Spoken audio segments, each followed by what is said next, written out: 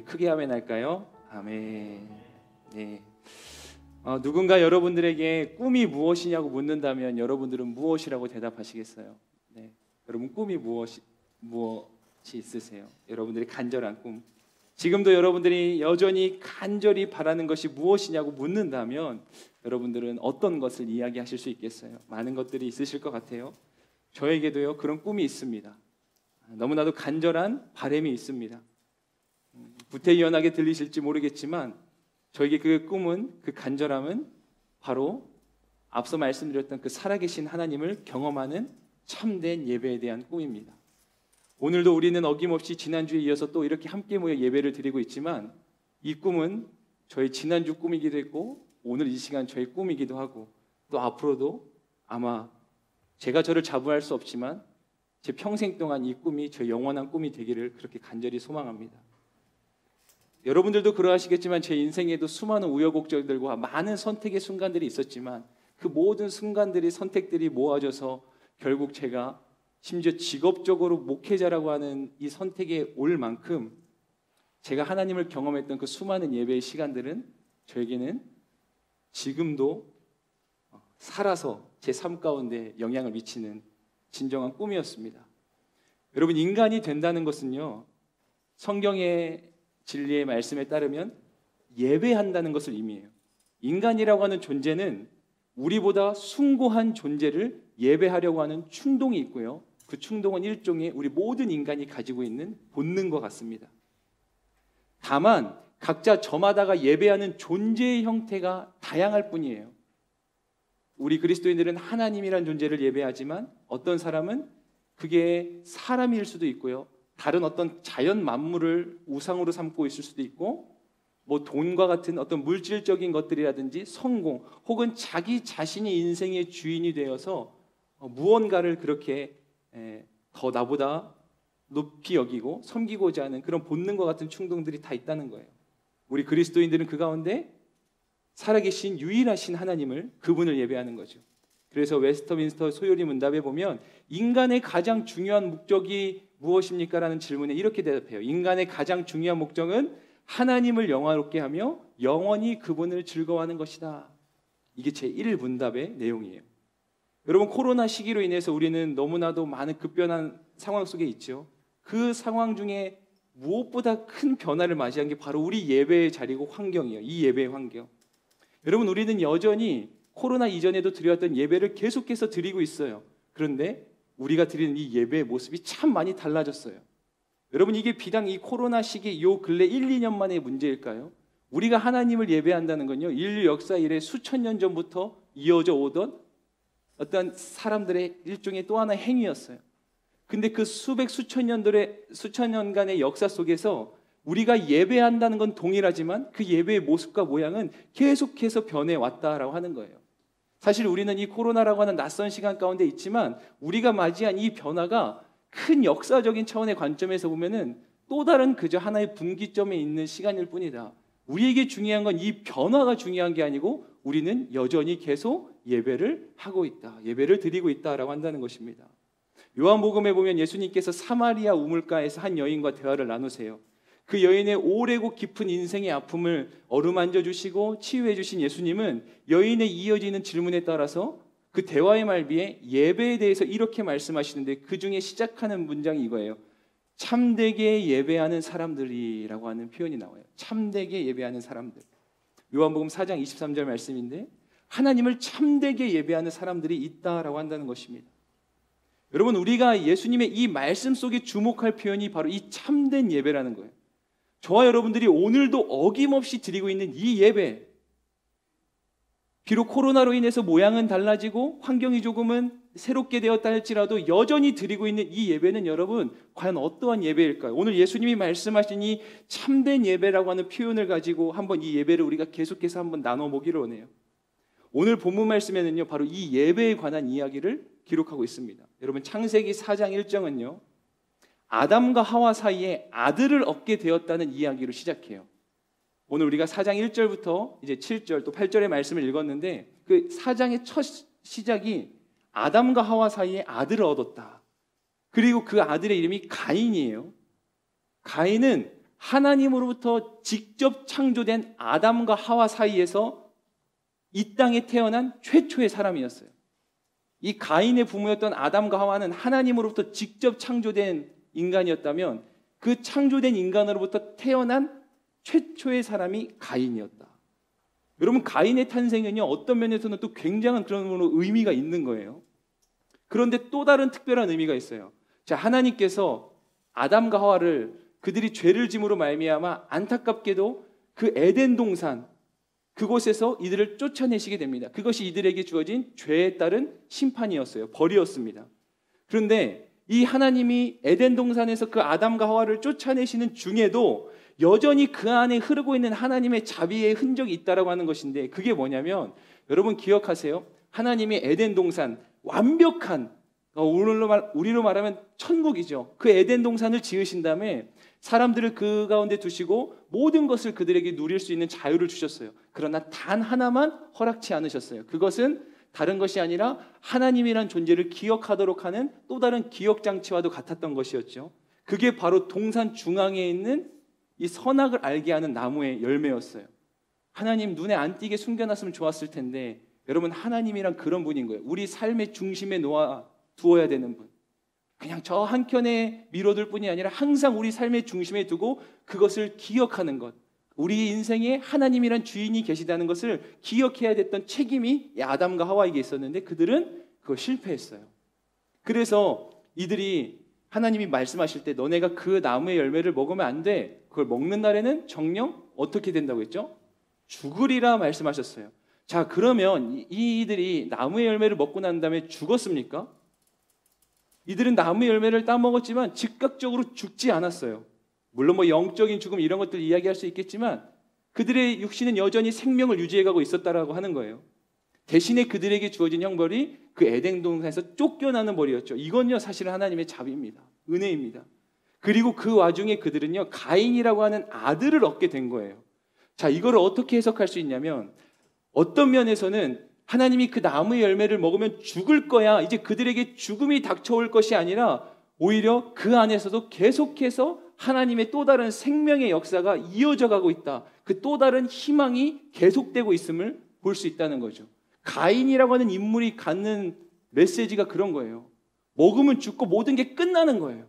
그런데 하나님은 여전히 그들 가운데 가인이 태어나게 하심으로 죽음을 당해야 마땅한 그들 가운데 또 다른 생명의 차원들이 일어나고 있는 그 희망의 빛이 되었던 존재가 가인이었던 거죠.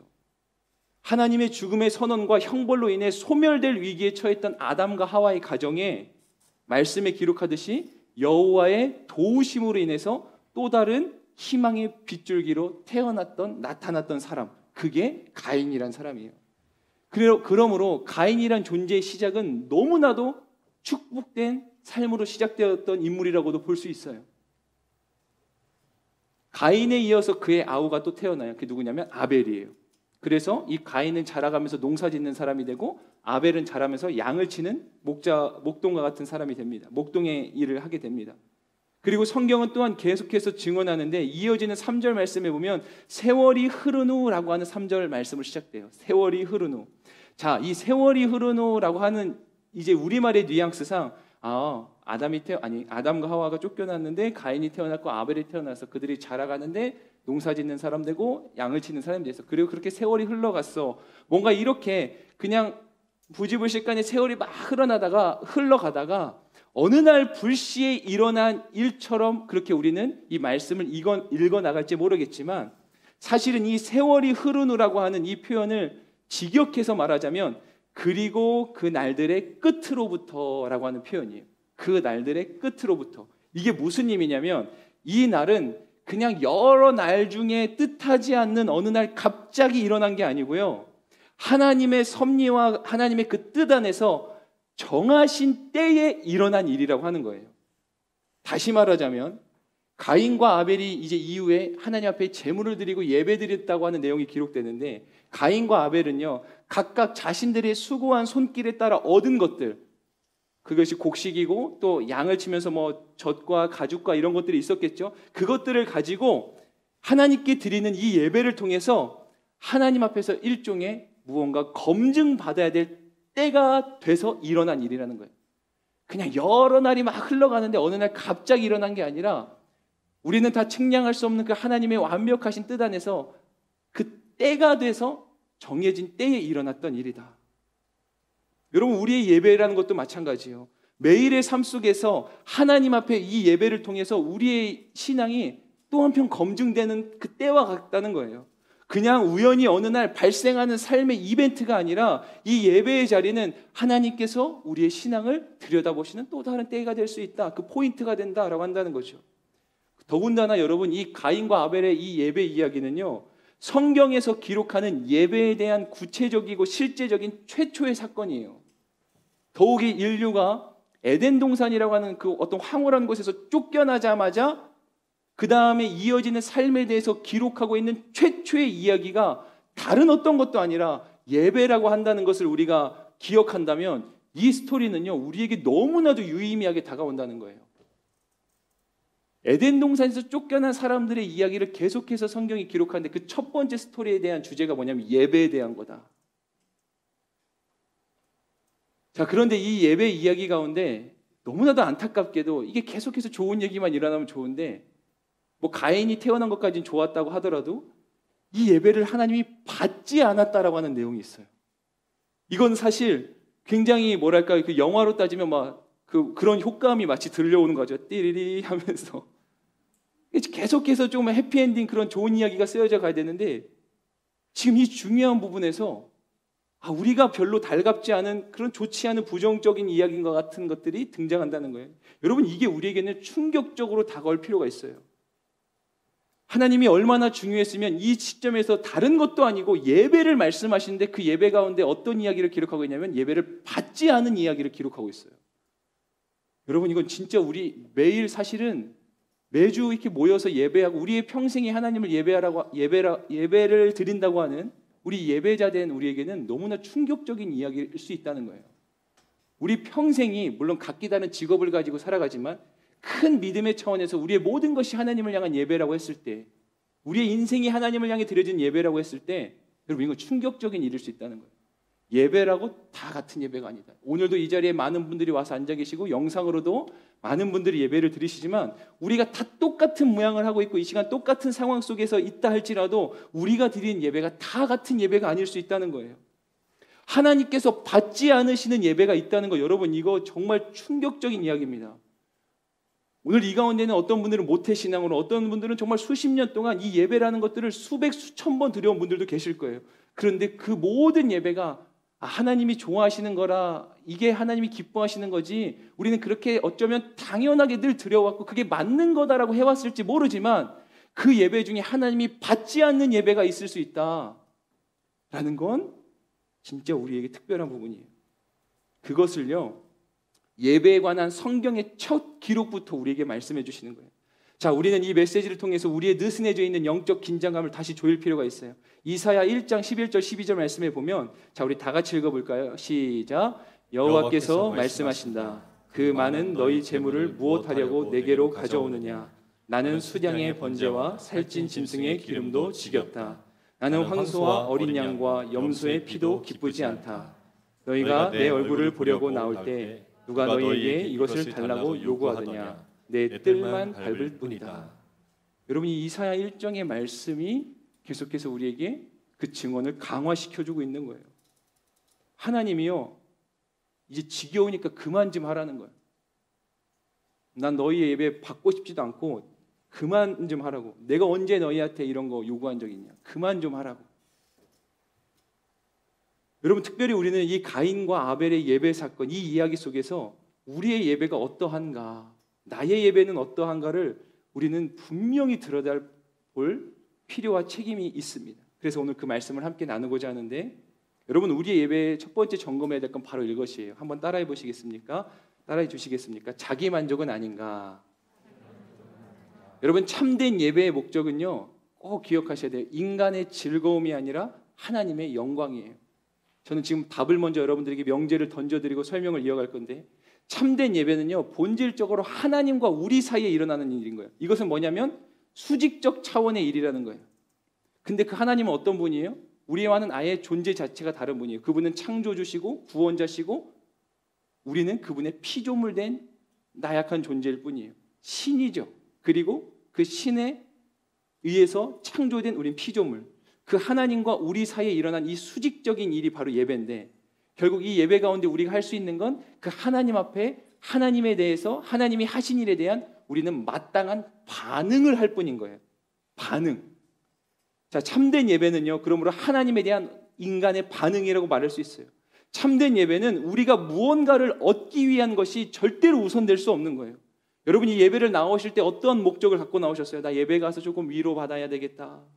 나 예배 가운데서 조금 힘을 좀 얻고 좀 내 신앙이 좀 뭔가 다시 살아갈 어떤 생기를 얻어야겠다. 물론 여러분, 그것들은요, 예배 가운데 일어나는 한 현상이자 동시에 우리에게는 또한 큰 축복이라고 분명히 말할 수 있는 부분이에요. 그러나 그 자체가 목적이 되지 않는다는 것을 기억하셔야 돼요. 힘들죠. 어렵죠. 하나님 앞에서 위로받고자 하는 나온 마음이 얼마나 귀해요. 세상 가운데 위로를 구하지 않고 내가 하나님 앞에 나왔다. 이거 너무나도 중요해요. 그런데 그게 너무나도 우선되어서 내가 기대했던 것들, 내가 원했던 것들이 무언가 채워지지 않은 채로 돌아갈 때 우리가 일말의 실망을 느낀다든지, 이 예배는 오늘 뭐 예배 괜찮았어. 찬양팀의 완벽한 연주나 내가 기대했던 내 스타일의 어떤 설교를 들었다든지, 그러므로 인해서 우리가 거기서부터 만족을 얻고 오늘 예배는 그래도 괜찮았던 것 같아. 이렇게 된다면 너무나 죄송하지만 우리는 예배 행위를 통해서 내 만족을 얻고 돌아가는 것에 불과합니다. 그거는 하나의 그냥 일어나는 현상이자 하나님이 우리에게 허락하시는 축복일 수 있는데 예배의 본질과는 많이 동떨어져 있다는 거예요. 예배의 가장 먼저 된 우선순위와 목적은 우리의 만족이 아니라 하나님이 당연히 받으셔야 되는 대우를 받는 데 있다는 거예요. 그래서 여러분들에게 너무나도 누군가에게는 어렵고 잔인한 얘기로 들릴지 모르겠어요. 내 심령이 지금 내 상황이 너무나 처절하게 괴롭고 힘들고 처참하다 할지라도 여러분 죄송하지만 하나님은 그래도 하나님이세요. 하나님은 그래도 살아계신 분이에요. 하나님은 그래도 여전히 이 세상을 다스리고 주관하시는 온 우주의 만물의 주인 되신 하나님이세요. 물론 너무나 안타깝게도 여러분들의 상황이 지금 너무나 힘든 고난 속에 있다는 거 감히 위로의 말씀을 전해드리고 싶지만 내 인생이 고난 가운데 처했다고 해서 하나님이 아니라는 게 아닙니다. 내 기분이 좋을 때만 하나님은 하나님이고 내 기분이 내키지 않을 때는 하나님은 그냥 다른 분이라고 하는 것은 애초에 일어날 수 없는 논리와 같아요. 여러분, 하나님께서 당연히 받으셔야 될 대우를 받는 시간이 예배예요. 그분 누구라고요? 창조주고 구원자시고. 그래서 거기에는요, 그 하나님께 마땅히 드려야 될 거기에는 때로는 우리의 마음이 담겨 있고 우리의 중심이 있으며 또 성경은 우리에게 친절히 안내해 주기를 필요한 행동들도 권면해요. 그래서 박수도 치고 성도의 교제, 서로가 축복하면서 나누기도 하고 필요하면 일어나기도 하고 경외하는 마음으로 무릎을 꿇고 엎드리기도 하고 납작이 코를 땅에 대면서 완전한 항복과 완전한 경외심을 하나님께 표현하기도 하는 거예요. 이건 성경이 우리에게 안내해 주는 예배에 있어서 수반되는 행위들을 말합니다. 물론 이것을 해도 되고 안 해도 되고 뭐 이렇게도 말할 수 있겠지만, 그러나 다시 한번 말씀드리지만 하나님이 누구이신가를 우리가 생각한다면 우리는 이 행위가 결코 우리의 체면보다 나중된다고 말할 수 없어요. 쉽게 말하면 내 체면 치레한다고 마땅히 해야 될 걸 하지 않는다? 여러분이 우리가 생각할 수 있는 최고의 권력자가 누가 있을까요? 저는 이제 형제라서 그런가 계속 군대밖에 생각이 안 나요. 군대 상급자가 지나가는데 내 기분이 나쁘다고 나는 일어나서 저 사람한테 인사하고 싶지 않아요. 그럼 영창입니다. 하나님이 우리 영창을 보내시지 않으셔가지고. 오늘은 기분이 좀 괜찮은데 찬양팀에 오늘은 드럼 비트가 마음에 들어 일어나서 박수 좀 쳐볼만 하겠는걸? 이건 마치 이거와 같아요. 내 상관이 이렇게 별을 단 스타가 지나가는데 오늘 군복 다림줄 괜찮은데 오늘 사단장님 오늘 피부 색깔 좋으신데 오늘 내가 좀 인사할 맛 나겠어. 그거랑 똑같은 거예요. 여러분, 가인과 아벨에 대한 이 예배에 대한 해석들이 많아요. 왜 아벨 것만 받고 가인은 안 받았냐? 여기엔 여러 해석들이 있어요. 근데 많은 부분들이 동의를 얻는 부분이 바로 정성에 관한 부분이에요. 첫 번째는 가인과 달리 하나님이 받으셨던 아벨의 예배에는 아벨이 정성을 다해서 좋은 것으로 하나님께 드렸다라고 하는 부분이 있어요. 여러분, 자기 만족을 탈피하는 첫 번째 일은 뭐냐면 우리가 하나님 앞에 정성을 다할 필요가 있다는 거예요. 하나님 앞에 보여진 가인과 아벨의 정성은 분명한 차이가 있었어요. 여러분들은 오늘 이 예배를 드리기 위해서 어떠한 정성을 들이셨습니까? 다르게 조금 표현하자면 여러분들은 어떠한 대가를 지불하시며 여러분들이 어떠한 것들을 이 안에 담고자 하셨습니까? 여러분들의 정성이 지금 이 순간 무엇을 통해서 나타나고 있습니까? 물론 이 자리에 와서 앉아 계시고 이 시간을 내어서 영상 앞에 앉아 계신 분들, 그것도 너무나 귀한 정성이에요. 그런데 한번 제가 여러분들에게 도전하고 싶어요. 여러분, 그 정성이면 충분하십니까? 하나님이 우리의 창조주고 구원자라고 하셨을 때 그분이 마땅히 받으셔야 될 대우에 대한 정성을 우리가 충분히 드렸다고 할 수 있겠습니까? 여러분, 코로나로 인해서 우리의 예배에 있어서 정성과 태도의 문제는 너무나 중요해졌어요. 그래도 현장에 있는 분들은 서로가 보여지는 눈이 있기 때문에 그래도 비교적 정성과 태도 이런 부분들을 잘 스스로가 컨트롤하죠. 그런데 영상으로 예배드릴 때 우리 모두가 다 경험하지만 우리는 정말로 이 싸움에 얼마나 이렇게 민감하게 드러나 있는가를 우리가 너무 느끼지 않습니까? 아무도 보지 않아요. 아무도 보지 않아요. 내가 언제 접속했는지 알 길이 없어요. 그냥 예배 때 뭐 찬양 건너 이쯤 되면은 이제 슬슬 말씀 시작했겠지? 클릭하고 목마른데 가서 냉장고에서 음료수 좀 꺼내서 마시고 옆 사람이랑 오늘 설교 좀 괜찮은 것 같아. 오늘 찬양팀 괜찮아. 이렇게 잡담도 나누고 허리가 아프니까 오늘 좀 편하게 소파에 누워서 예배를 좀 드려야겠네요. 우리의 정성과 태도의 문제가 여러분 이 코로나 시대로 인해서 더욱더 수면 위로 완전히 떠오르게 됐어요. 어쩌면 그동안은 우리가 맨날 모여서 같이 드리면서 서로의 체면이라고 하는 그게 우리에게 보호막이 됐을지도 몰라요. 그런데 이제는 진짜 여러분과 제가 하나님 앞에 어떤 예배자인가가 낱낱이 드러나게 되는 시기가 돼버린 거예요. 여러분 이렇게 생각하니까 이 코로나가 비단 우리에게 무의미한 시간만은 아니라는 생각을 여기서 한 번 더 해볼 수 있게 되는 거죠.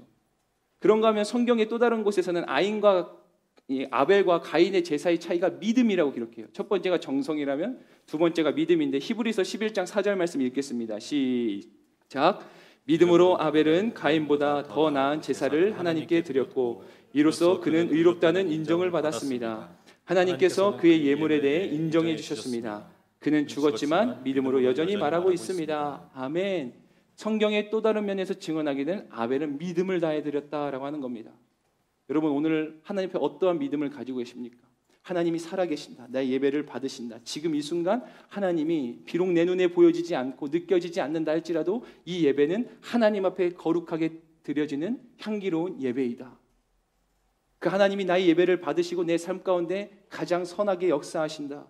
그 외에도 하나님을 향한 그 간절한 믿음이 여러분 안에서 지금 작동되어 가며 예배를 드리고 계신가요? 특별히 가인은요 하나님 앞에서 극도의 불쾌감을 드러내요. 가인은 어떻게 보면은 자신이 기대했던 자신이 기준 삼았던 그것이 채워지지 않으니까 하나님 앞에서 불쾌함을 드러낸 거예요. 자기 만족이 안 채워진 거예요. 4절 말씀에 보니까 제가 읽겠습니다. 아벨은 자기 양떼의 첫 새끼들과 양떼의 기름을 제물로 가져왔습니다. 여호와께서 아벨과 그의 제물은 인정하셨으나, 여기서 이제 인정하셨다, 그리고 한글 성경에 보면 받으셨다, 또 연락하셨다 이런 표현인데, 여러분 이게 하나님이 받으셨다, 연락하셨다는 것은 기쁘게 받으셨다라는 뜻이에요. 지금 오늘 본문에서 하나님은 아벨의 예배를 인정하셨는데 가인의 예배는 인정하지 않으셨다라고 기록하죠. 여기서 이 인정하셨다라고 하는 표현이 원어적인 뜻으로는 살펴보다, 둘러보다, 주시해서 바라보다 이런 뜻이에요. 하나님이 보신다고요. 결국 하나님께서는요 아벨의 예배는 주목하여 보셨는데 가인의 예배는 보지 않으셨다는 거예요. 하나님 편에서 보면 아벨의 예배는 하나님이 보고 싶은 예배였지만 가인의 예배는 보고 싶지 않으셨던 예배였던 거예요. 지금도 이 시간 전 세계에는 수많은, 특별히 우리나라에는 수많은 예배들이 드려지고 있을 거예요.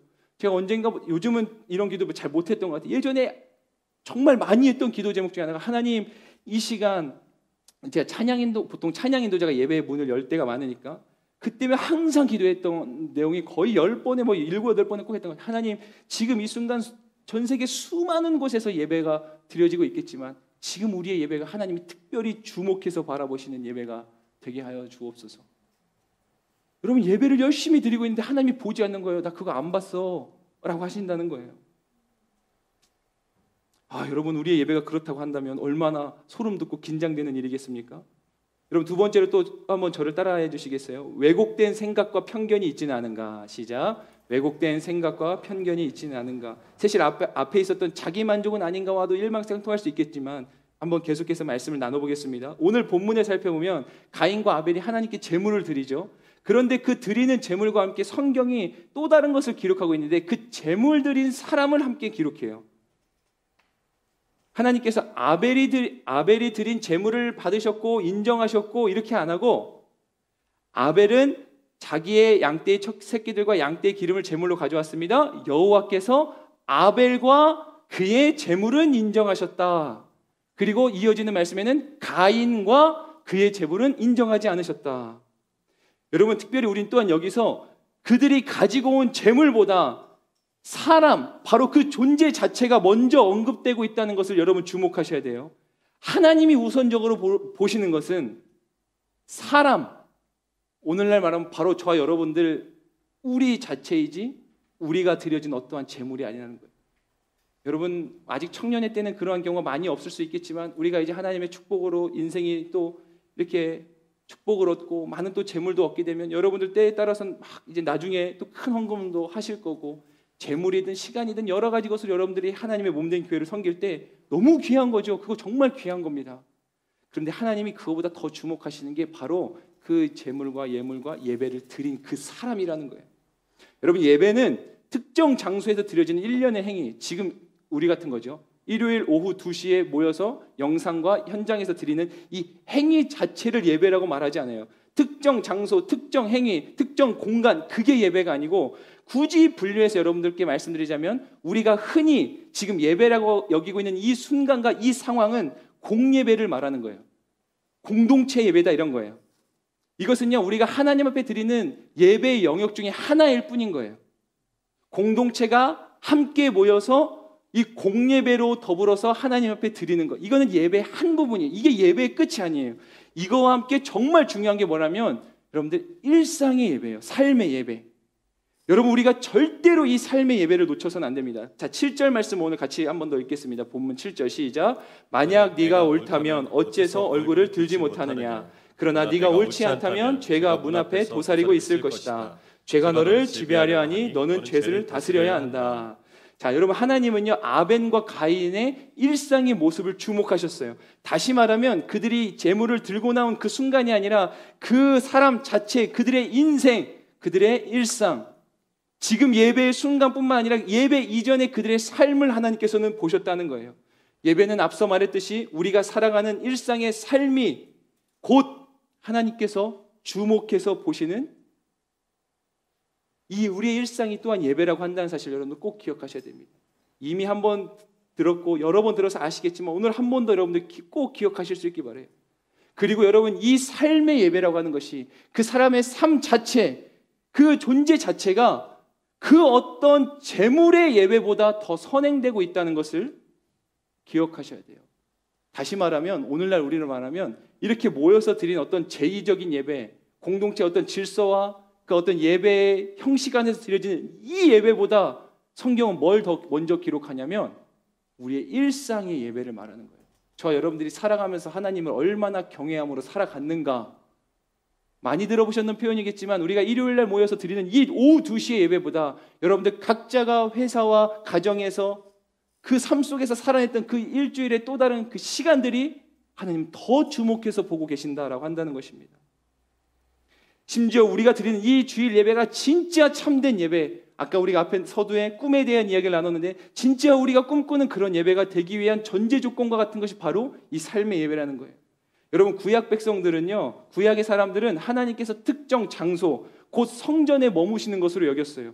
그러나 하나님은 예수님의 십자가 구원 사건 이후에 이것을 이렇게 바꿔주셨어요. 우리 자체가 곧 하나님의 성전이라고. 그래서 고린도전서 3장 16절에는 여러분은 자신이 하나님의 성전인 것과 하나님의 성령께서 여러분 안에 계시는 것을 알지 못합니까? 아멘. 가인의 삶 자체가 하나님께 연락될 만한, 하나님이 보실 만한, 받으실 만한 삶이 아니었기 때문에 그가 아무리 대단한 제물을 들고 하나님 앞에 나와서 예배하는 것처럼 그 행위를 한다 할지라도 하나님이 그것을 받으시지 않고 보시지 않고 주목하지 않았다는 거예요. 여러분, 그거 아세요? 지금 이 순간은요, 인류에게 육식이 허용되기 전이었어요.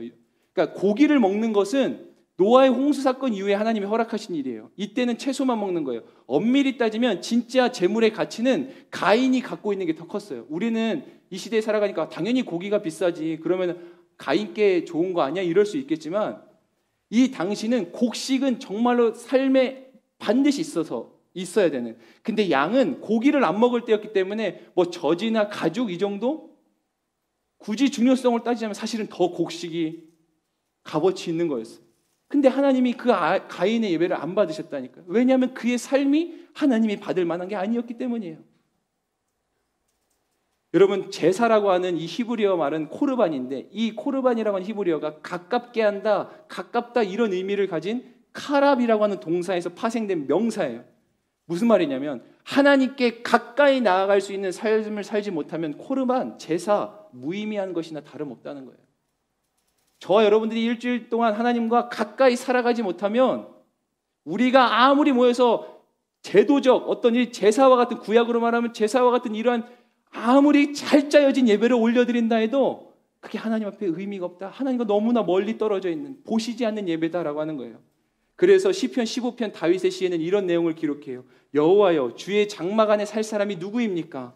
주의 거룩한 산에 살 사람이 누구입니까? 이걸 이렇게 표현할 수 있어요. 하나님의 그 예배의 그 강력한 임재 안에 거할 사람이 누구입니까? 근데 그 뒤에 내용이 뭐예요? 올바르게 행동하고 의를 행하고 마음으로 진실을 말하고 쭉 보면은 다 우리 일상의 삶에서 우리가 행해야 될 마땅한 선한 행동, 옳은 일. 오늘 우리말 성경에는 옳은 일이라고 표현을 하고 있는데 선이라고도 개역개정에 표현하고, 사실 선의 참된 기준은 하나님이죠. 이걸 다 종합적으로 말해보면 우리가 일상에서 얼마나 하나님이 기뻐하시는 뜻을 따라 행했는지가 우리의 이 성공의, 이 예배의 여부를 좌우한다는 거예요. 우리 찬양팀 매주 너무너무 수고 많아요. 정말로. 우리 스태프팀도 마찬가지. 우리 이분들 한번 격려의 박수 해주시겠습니다. 모든 사역이 멈춰져도 이 두 분들은 위에 52주 내내 열심히 하고, 저도 당연히 마찬가지고요. 여러분, 우리가 일주일의 삶을 정말 하나님 앞에서 이런 마음으로 살아내지 않으면 여기서 아무리 화려한 연주를 하고 아무리 잘 디자인된 이러한 예배나 멋진 이런 음향과 이런 것들을 다 우리가 구현하고 연출한다 하더라도 하나님이 보지 않고 받지 않는 예배가 되는 거예요. 자, 이거를 공연에 비유해 볼까요? 내가 정말 열심히 주위에서 완벽한 공연을 앞에서 했어요. 관객이 아무도 없어요. 그러니까 그럴 수 있다 쳐요. 한두 번은. 근데 계속되지만 관객은, 여전히 여러분 그 일을 계속 하시겠습니까? 뭐 할 수도 있겠지만 사실 지금 제가 말씀드리고자 하는 여지는 이것과는 차원이 다르죠. 자, 우리가 주목해야 될 부분이 또 하나가 있어요. 가인이 보인 행동인데, 자기 만족에 성에 안 차니까 가인이 어떻게 하냐면 불쾌감을 들으면서 고개를 떨궈요. 근데 자 보세요. 여기서 놀라운 하나님의 은혜가 또 뭐냐면 가인이 고개를 떨군 즉시 하나님께서 가인에게 말을 거신다는 거예요. 하나님께서 가인에게 네가 왜 낯을 들지 못하냐, 바로 말을 거세요. 사실 가인의 행동을 보면 사실 너무나도 이 버릇없는 일 아니겠습니까? 아니, 자기가 잘못해서 그럴 만한 일을 해놓고서는 하나님이 받지 않는다. 이게 막 우리로 말하면 표정 관리 못한 거예요. 혼을 나도 시원찮을 바인데 하나님이 그에게 말을 거세요. 그리고 하나님께서 그 가인에게 이렇게 말해요. 그 선을 행하는 부분, 옳은 일에 대한 얘기를 하는 거예요. 우리말 성경엔 네가 옳다면이라고 하나님이 말을 거시죠. 다시 말하면 가인아, 지금 네가 옳지 못하게 행동했으니까 이런 상황이 펼쳐지고 있는 거 아니냐, 이렇게 말씀하시는 거예요. 가인아, 뭐가 중요한지 알겠어? 너는 지금 내가 네 예배를 안 받았다고 너 그렇게 얼굴 붉히고 이 자리에 앉아있지만, 씩씩거리고 있지만, 가인아 잘 생각해봐. 네가 무언가 옳지 않았기 때문에 내가 지금 이런 상황 가운데 있는 거 아니겠니? 라고 하나님이 말을 거신다는 거예요. 가인의 삶에는요, 하나님께서 보시기에 옳지 않은 일들이 있던 거예요. 처음에는 그런 그의 삶을 하나님이 봐주셨을 거예요. 그러나 어느 때가 되니까 하나님은 그런 가인의 삶을 더 이상 볼 수 없는 상황이 된, 다시 말하면 특별한 조치가 필요한 거예요. 그 하나님의 특별한 조치가 뭐냐면 가인이 드리는 예배를 하나님이 받지 않는다라고 한 거예요. 여러분 잘 생각해 보시면 성경은 이 한날의 사건을 기록하고 있는 것처럼 보이지만 가인과 아벨이 이날만 예배했을 리는 만무합니다. 아담과 하와 그의 부모가 누구인지를 여러분들 다시 한번 생각해 보신다면 이들은 이날 한 번 예배드리고 이걸로 끝난 게 아니에요. 그 이전에도 계속 돼왔던 일련의 비슷한 행위와 사건과 시간들이 계속 진행되어 왔던 거예요. 근데 하나님이 그냥 봐주신 거예요. 그래, 봐주시다가 이제는 안 되겠다. 자, 그럼 여러분 여기서 하나님 오해할 수 있어요. 야, 하나님이 참을성이 끝이 다 했구나. 그래, 가인은 벌받아 마땅해. 근데 여러분 이 하나님의 특별한 조치가 뭐냐면 우리는 이걸 보면서 하나님 그래도 그렇지 끝까지 참아주는 분 아니야? 그렇게 생각하면서 의아할 수 있어요. 근데 잘 보셔야 돼요. 하나님은요 이 예배를 받지 않으심으로 진짜 그 예배를 진정으로 받고자 하시는 하나님의 의지를 드러내신 거예요. 그냥 봐주고 그냥 용납해 줄 수, 그래 그냥 그렇게 해. 하나님이 더 이상은 안 되는 거예요. 이건 진짜 예배가 아닌 거예요. 그래서 하나님이 그거를 받지 않는 것을 통해서 하나님이 가인의 예배를 얼마나 받고 싶은지를 하나님이 가인에게 말씀하고 계시다는 거예요. 여러분의 인생 가운데 텁텁한 순간이 있죠. 하나님이 떠난 게 아니고 하나님이 여러분들을 진짜로 원하신다라고 하는 또 다른 반증이고 증거입니다. 내가 너에게 얼마나 큰 존재인지를 네가 반드시 깨달아 알고 이제는 그 본래 제자리로 돌아오기를 원하신 하나님의 간절한 마음. 우리는 근데 이 상황이 되면 가인처럼 고개를 떨구면서 하나님이 매정한 분인 것처럼 여긴다는 거예요. 하나님은 오히려 그 예배를 너무나 받고 싶으셨어요. 그래서 하나님은 지금 이 예배를 받지 않기로 작정하신 거예요. 오늘 본문에는 옳지 못하게 행한 가인에게 하나님이 또 이런 말씀을 하세요. 죄가 문 앞에서 도사리고 있다. 이거 약간 되게 뭔가 의미심장한 말씀을 7절에서 하시죠. 이것은요 어떤 의미를 갖고 있냐면 마치 사나운 맹수가 이제 막 먹잇감을 낚아채기 위해서 잔뜩 웅크리고 있는 모습을 표현한 내용이에요. 여러분들 뭐 동물의 왕국이나 내셔널 지오그래픽 보면은 이렇게 맹수가 먹잇감 낚아채기 전에 한껏 웅크리고 있잖아요. 그 모습을 지금 성경이 이렇게 기록하는 거예요. 죄가 문 앞에 도사리고 있다. 근데 여러분 그거 아시죠? 맹수가 먹잇감 보이는 즉시 저기서부터 전력 질주로 내가 너 잡아먹으러 간다 이러면서 막 자기의 존재를 드러내면서 달려오지 않아요. 맹수는 어떻게 하냐면 그 먹잇감을 낚아챌 수 있는 가능한 한 가장 가까운 데까지 소리 소문 없이 다가갑니다. 그리고 한순간에 낚아채서, 다시 말하면 그 먹잇감이 미처 대비할 새도 없이 도망갈 틈도 없이 한순간에 낚아채는 그 지점까지 맹수는 살그머니 서서히 그렇게 다가가는 거예요. 눈치채지 못하도록.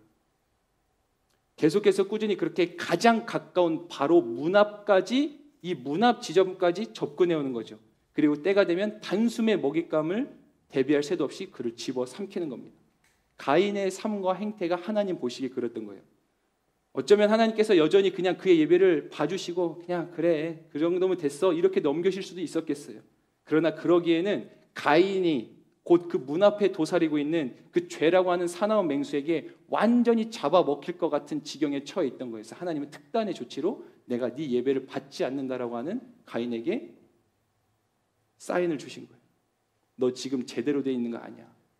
너 지금 무언가 바뀌어야 된다라고 하는 것을 말입니다. 어쩌면 우리 인생에도 똑같은 일들, 비슷한 일들이 일어날 수 있어요.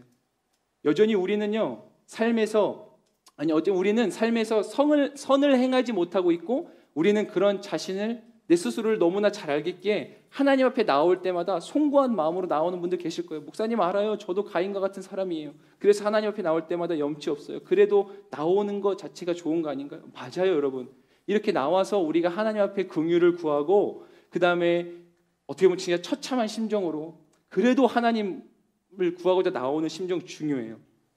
그리고 하나님은 너무나 우리가 황송하게도 우리가 그렇게 죄를 용서를 구할 때마다 거듭 반복되는 죄를 안고 있음에도 불구하고 우리가 보혈의 은혜를 구할 때마다 하나님은 보혈을 덮어주셔서 우리를 무언가 받아주시는 것 같아요. 그런데 여러분 또 한 가지 잊지 말아야 될 거, 우리가 회개함으로 나아가면 하나님은 반드시 덮어주시지만 잊지 말아야 될 또 한 가지는 그것은요 우리가 죄 짓고 나가도 또 덮어주시고 죄 짓고 나가 또 덮어주고 그러니까 괜찮은 거야가 아니죠. 하나님이 그 죄 짓는 행위를 용납해 주시고 인정한다는 이야기가 절대로 아닙니다. 하나님의 보혈의 은혜를 AS 차원으로 생각하면서 괜찮아, 망가져도 다시 고쳐주실 거야. 이건 하나님을 기만할 수 있다는 거예요. 말 그대로 참아주시는 거예요. 바꿔 말하면 오늘도 우리에게 하나님은 한 번 더 기회를 주시는 거예요. 우리는 그것을 당연한 것으로 여겨서는 안 됩니다. 이 예배가 또 한 번의 예배다. 여러분, 마치 아담과 하와에게 그들이 죄 짓고 나니까 에덴 동산에서 쫓겨난 것 같은 그런 다이나믹한 삶의 형벌이 우리 삶 가운데 주어지면 우리는 어쩌면 신앙생활이 더 글쎄요, 어땠는지 모르겠어요. 우리가 하나님 앞에 온전히 못 살아가면 이름 아침마다 오는데 이름의 문이 안 열리는 거야. 제가 보여가지고 하는 게 오해는 마세요. 내가 하나님 앞에 똑바로 못 살면 반주를 누르는데 소리가 안 나. 내가 하나님 앞에 못 살았는데 설교하려고 하는데 목소리가 안 나와. 뭔가 이런 게 막 증거가 드러나면은 글쎄 세상은 아비규환이 되지 않을까. 하나님의 긍휼과 자비의 흔적은 온데간데 없어지고 우리는 다 서로를 정죄하면서 난리가 나지 않을까. 하나님 우리에게 또 기회를 주시는 거예요. 여러분, 그 기회를 받은 자에게 요구되는 최선의 태도는 그 기회가 절대 당연한 게 아니라고 여기는 마음가짐이에요. 감사해야 하는 거예요. 가인과 아벨은 여러분 생각해 보셨어요? 분명히 그들이 자라면서 어릴 때부터 그의 아버지 아담과 어머니 하와로부터 누구보다 그 신앙의 다이나믹한 이야기를 듣지 않았겠어요? 아빠 엄마가 누구냐면 하나님 손에 직접 만들어진 사람, 할아버지 할머니가 없어요. 에덴 동산에 있었던 일들, 거기서 누렸던 천국의 삶, 그리고 자신들이 어떠한 죄를 지었고 뱀이란 존재가 있었고 하나님이 그런데 우리를 불러내셔서 가죽옷을 지어서 입혀주셨고 비록 우리가 지금 동산 밖으로 쫓겨났지만 그때의 일들을 이 아담과 하와는 끊임없이 가인과 아벨에게 말을 해주며 자신의 자녀들에게, 이건 부모라면 누구나 공감할 수 있어요. 아담과 하와는 가인과 아벨에게 그걸 끊임없이 이야기했을 거예요. 하나님 앞에 갖는 죄라는 것이 얼마나 무서운 것인지를 그 자녀들에게 끊임없이 얘기했을 거예요. 그 숱한 시간들이 가인과 아벨에게는 기회였죠. 아벨은 그 기회를 잘 붙잡았는가 하면 가인은 그 엄청난 기회들 속에서도 그 기회를 놓쳤던, 여러분 그러니까 보세요. 똑같은 기회가 주어져도 그 기회를 잡는 사람이 있고 그 기회를 오늘도 흘려보내는 사람이 있어요. 오늘 똑같이 와서 예배 앉아 있어도 이 예배는 분명히 기회라고 제가 계속 말씀드리고 있는데 이 또 다른 기회를 오늘은 붙잡는 사람이 있는가 하면 이건 지난주 예배처럼 또 흘러가는 사람. 그래서 누군가에게 예배는 또 한 번의 예배가 되는 사람이 있고 그 예배가 단 한 번의 예배가 되는 사람도 있다는 말이에요. 여러분, 우리 삶에 아무리 훌륭한 예배의 모습이 갖춰져 있어도 거기에 충실하다 할지라도 정작 우리의 삶에서 하나님이 기뻐하는 모습이 무너져 있다면, 선을 행하지 않고 죄랑 친하고 꾸준히 악을 일삼고 결국 하나님이 우리의 예배를 봐주시지 않는 지경까지 된다면 여러분, 우리의 인생이 얼마나 끔찍합니까? 그렇게 되면 우리는 어떤 순간에 우리의 예배 안에서 이제 공허함을 느끼게 될 거예요. 바로 이 예배에서. 근데 여러분 기억하세요. 다시 한 번 더. 그건 하나님이 여러분들을 포기했다는 어떤 하나님의 절대적 포기가 아니라 이것은 우리의 회복을 위한 하나님의 선택적 포기라는 거예요.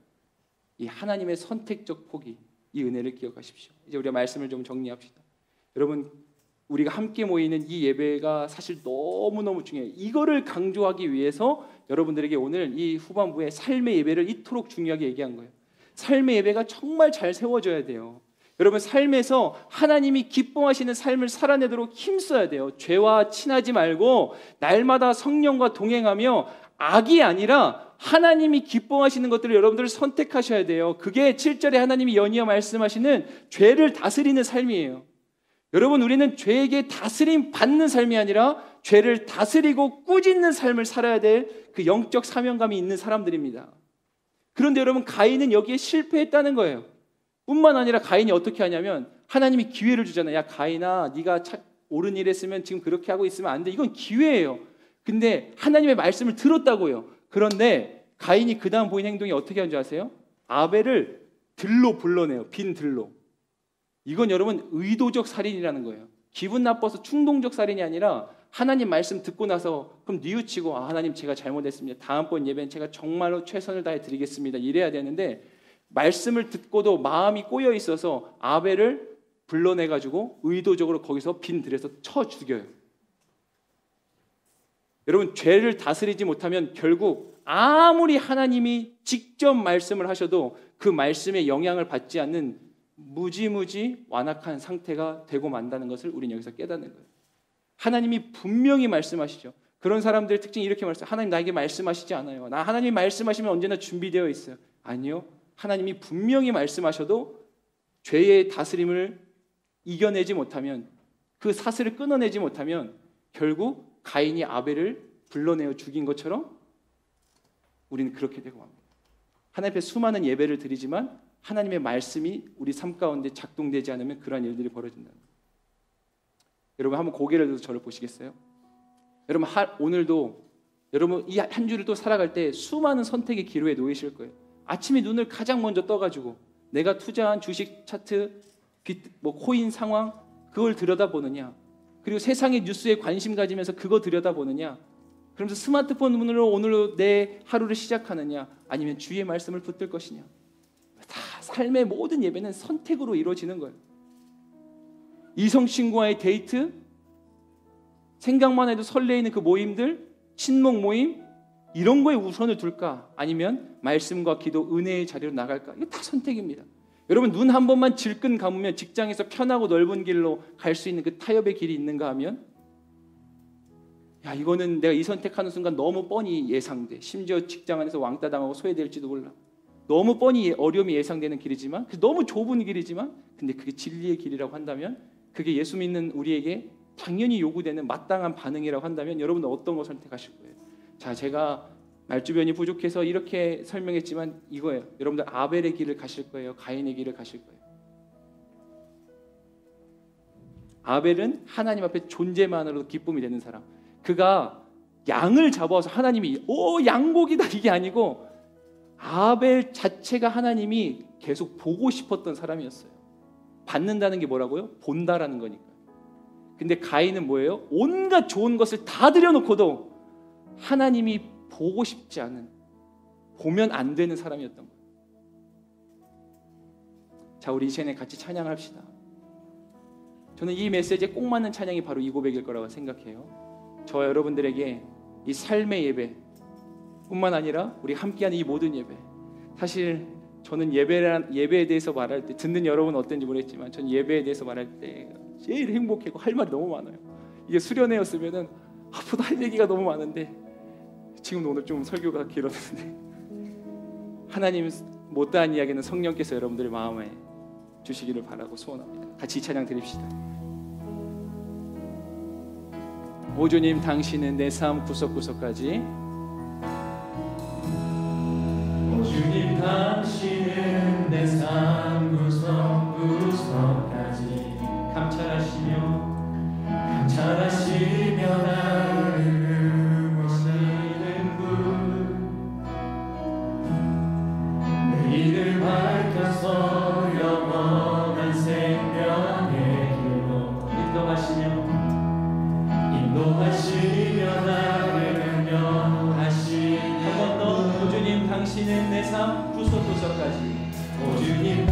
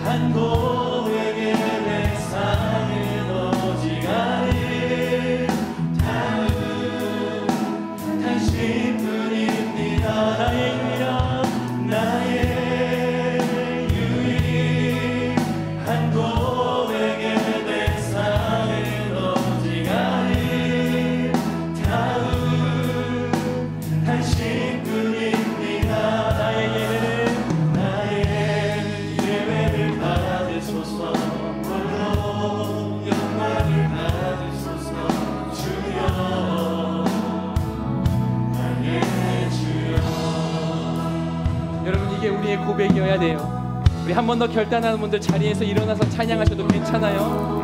네. 여러분, 앞에 서 있는 인도자의 권면이라서 일어나는 게 아니라 진짜 여러분들의 마음의 중심과 정성이 있어야 되는 거예요. 이것도 여러분들의 선택이 돼야 되는 거예요. 일어나지지 않는다고 해서 하나님이 뭐 여러분들을 업신여기시지 않아요. 다만 마음의 중심을 다하십시오. 한 번 더 고백합시다. 오 주님, 당신은 내 삶 구석구석까지. 하나님이 그런 분이세요. 오 주님, 당신은 내 삶 구석구석.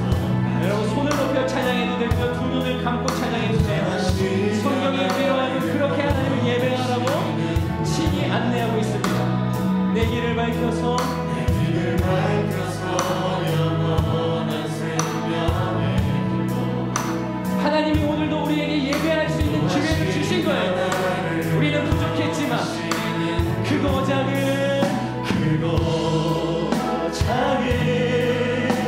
갈등을 겪고 나지만 항상 결국 당신의 우리 한 번 더 크고 작은 갈등을 겪고 나지만 항상 우리는 주님을 선택합니다. 당신을 선택합니다.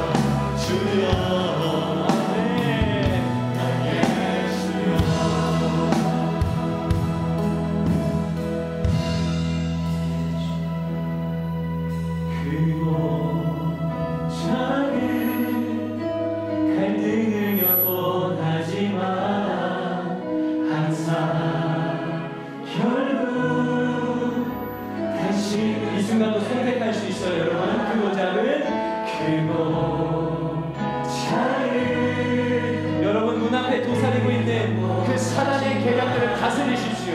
항상 여러분으로 하나님 앞에 나아가지 못하게 하는 그 감정을 다스리세요.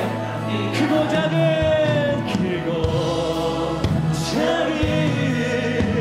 갈등을 겪고 나지만 우리는 주님을 선택합니다.